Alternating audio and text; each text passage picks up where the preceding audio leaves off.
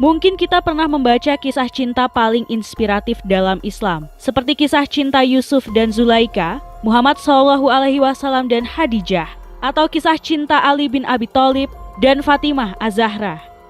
Kisah cinta ketiga pasangan ini sering kita jumpai dalam beberapa tulisan. Tapi tahukah Anda, selain 3 kisah tadi, masih ada satu kisah cinta lagi yang tidak kalah menarik, bahkan lebih menarik dibanding drama-drama Korea. Kisah kali ini yaitu tentang kisah cinta beda agama putri Rasulullah, Zainab, dan seorang pemuda Quraisy bernama Abil Ash bin Robi. Selain menyayat hati, kisah cinta yang satu ini akan mengabarkan kepada kita betapa cinta itu bukan memaksakan kehendak. Penasaran dengan kisahnya? Silahkan tonton video ini sampai habis agar tidak salah paham. Akan tetapi sebelum lanjut, jangan lupa klik subscribe, like, dan nyalakan lonceng notifikasi untuk mendukung channel ini agar terus menyiarkan syiar Islam. Zainab adalah salah satu putri Rasulullah SAW yang dalam sejarahnya meninggalkan kisah cinta begitu mendalam. Setelah memasuki usia pernikahan, sang bibi, Halah binti Khuwailid, saudara Ummul Mukminin Khadijah, meminang Zainab untuk putranya, yaitu Abil Ash bin Robi. Semua pihak pun ternyata setuju dengan perjodohan ini. Dan saat pernikahannya, sang ibu Sayyidah Khadijah memberikan kalung sebagai hadiah dan ungkapan tanda sayang kepada Zainab putrinya.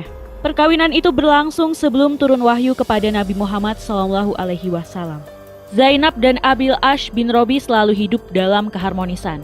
Akan tetapi, kemudian semuanya berubah setelah Nabi Muhammad SAW diangkat menjadi Rasul. Zainab pun beriman dan memeluk Islam. Akan tetapi Abil Ash tidak mudah meninggalkan agamanya. Maka, kedua suami istri itu harus rela bahwa ada hal yang lebih kuat dari cinta mereka yang harus memisahkan antara keduanya. Abil Ash bin Robi tetap tidak mau meninggalkan agama nenek moyangnya.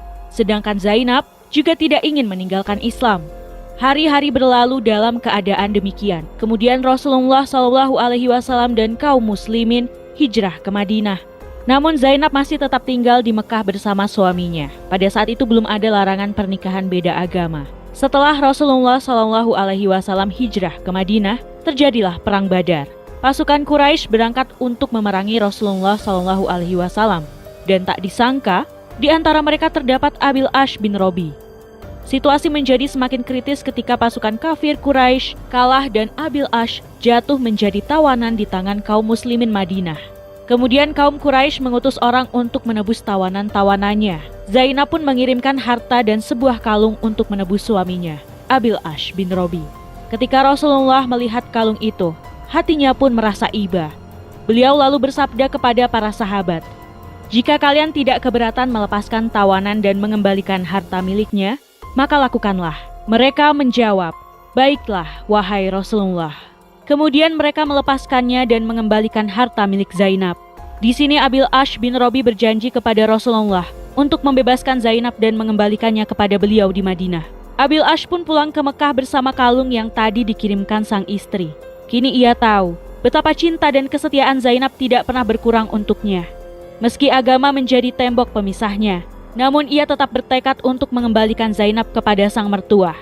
Begitu sampai di rumah, Abil Ash mengucapkan terima kasih kepada sang istri. Ia pun berkata, "Kembalilah kepada ayahmu, wahai Zainab," ucapnya sambil berusaha berbesar hati. Pada hari yang telah ditetapkan, Zaid bin Haritsah bersama seorang lelaki Ansar diutus Rasulullah untuk menjemput Zainab di sebuah desa di pinggiran kota Mekah. Abil Ash tidak kuasa menahan tangisnya saat melepas kepergian sang istri. Bagaimana dia mampu melepaskan orang yang dicintainya?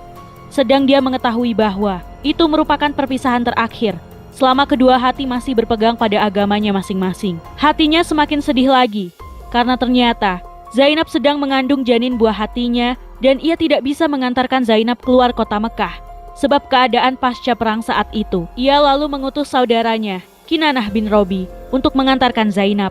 Ia berpesan, "Hai saudaraku, tentulah engkau mengetahui kedudukan Zainab dalam jiwaku. Aku tidak menginginkan seorang wanita Quraisy yang menemaninya keluar kota Mekah. Dan engkau tentu tahu bahwa aku tidak sanggup membiarkannya berjalan sendirian.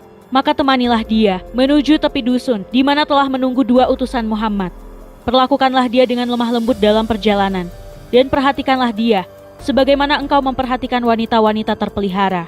Lindungilah dia dengan panah-Mu hingga anak panah yang penghabisan." Rupanya perjalanan Kinanah membawa Zainab tidaklah berjalan mulus. Ketika Zainab berada di punggung unta, Hubar bin Aswad al-Asadi, salah seorang dari kafir Quraisy, menusuk perut unta itu dengan tombak hingga Zainab terjerembab jatuh dan mengeluarkan darah. Janinnya telah gugur di atas gurun pasir, tapi Zainab tetap tabah dan tetap mantap hijrah ke Madinah. Setelah melewati beberapa hambatan, Kinanah berhasil membawa Zainab dan menyerahkannya kepada Zaid bin Haritsah dan temannya. Keduanya lalu membawa Zainab kepada Rasulullah SAW. Berpisahlah Zainab dengan suami tercinta dan calon buah hatinya. Cinta mereka benar-benar diuji dan tidak ada lagi jalan untuk bertemu. Abil Ash yang tetap di Mekah selalu murung dan menyendiri, karena sang belahan jiwa tidak ada di sisinya lagi. Sedangkan Zainab di Madinah bersama sang ayah menjadi sering sakit-sakitan karena cinta dan kerinduan yang sangat dalam. Kalau saja bukan karena iman dan takwa yang menguatkan tekadnya, tentu ia akan tetap bersama Abil Ash hingga ajal memisahkan. Hari berganti minggu, minggu berganti bulan, dan bulan berganti tahun. Suatu hari Abil Ash bin Robi keluar bersama kafilah dagangnya menuju Syam. Saat perjalanan pulang, ia dihadang pasukan Rasulullah yang berhasil merampas hartanya. Syukur, mereka tidak membunuhnya. Kini ia tidak punya apa-apa lagi.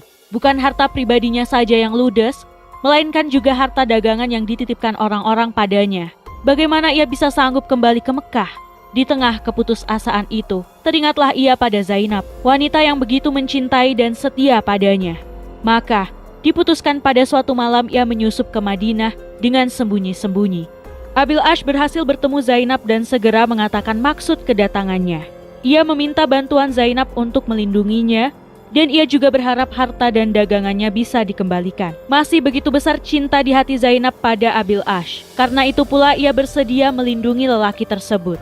Ketika masyarakat Madinah mengetahui keberadaan Abil Ash di masjid, mereka pun berkerumun dan berniat untuk menangkapnya. Tapi kemudian Zainab berseru, "Hai orang-orang, Abil Ash bin Robi dalam lindungan dan jaminanku."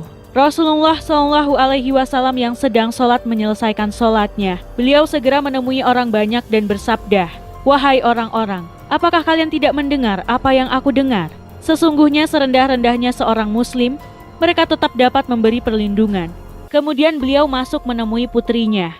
Zainab berkata, "Ya Rasulullah, sesungguhnya jika Abil Ash ini dianggap keluarga dekat, ia masih putra paman.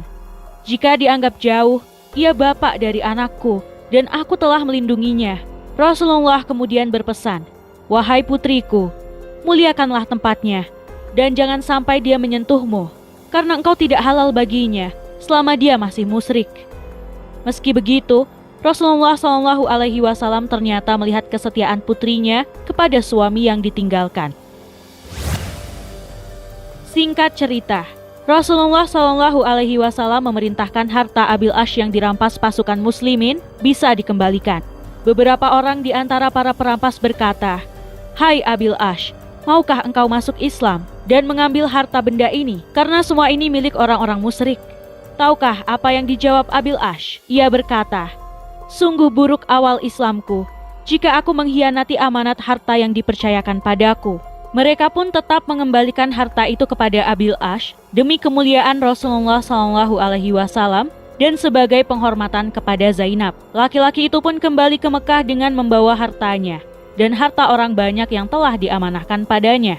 Setelah mengembalikan harta kepada pemiliknya masing-masing, Abil Ash berdiri dan berkata, "Wahai kaum Quraisy, apakah masih ada harta seseorang di antara kalian padaku?" Mereka menjawab, "Tidak. Semoga Allah membalasmu dengan kebaikan. Kami telah mendapati kamu seorang yang jujur dan mulia." Abil Ash berkata, "Aku bersaksi bahwa tiada Tuhan selain Allah dan bahwa Muhammad adalah Rasul-Nya. Demi Allah, tiada yang menghalangi aku masuk Islam di hadapan Muhammad SAW, kecuali karena aku khawatir mereka menyangka aku ingin makan harta kalian. Setelah Allah menyampaikannya kepada kalian dan aku selesai membagikannya, maka aku masuk Islam." Akhirnya, Zainab dan Abil Ash yang pernah berpisah selama 6 tahun itu kembali bersatu dalam satu atap rumah tangga dan satu iman bersama anak-anak mereka. Sayangnya, kebahagiaan itu tidak berlangsung lama. 1 tahun setelah mereka semua berkumpul, Zainab wafat pada tahun ke-8 Hijriah, mendahului sang suami. Rasulullah sangat sedih atas kepergian putrinya. Bahkan beliau sendiri ikut turun ke dalam kuburan saat pemakaman. Zainab wafat dengan meninggalkan kisah cinta dan kenangan terbaik. Ia menjadi contoh terbaik dalam hal kesetiaan istri, keikhlasan cinta dan kebenaran iman. Tidak heran jika suaminya berkata, "Putri Al-Amin, semoga Allah membalasnya dengan kebaikan dan setiap suami akan memuji sesuai dengan yang diketahuinya." Rasulullah Shallallahu Alaihi Wasallam pun pernah bersabda mengenai Zainab, "Sesungguhnya ia adalah sebaik-baiknya anakku dalam menerima musibah." Itulah kisah cinta beda agama Zainab putri Rasulullah dan Abil Ash bin Robi. Semoga ada hikmah yang dapat kita petik dari kisah ini. Jangan lupa berbagi informasi dengan cara share video ini, karena sebaik-baiknya manusia adalah yang paling bermanfaat bagi manusia. Hadis riwayat Ahmad.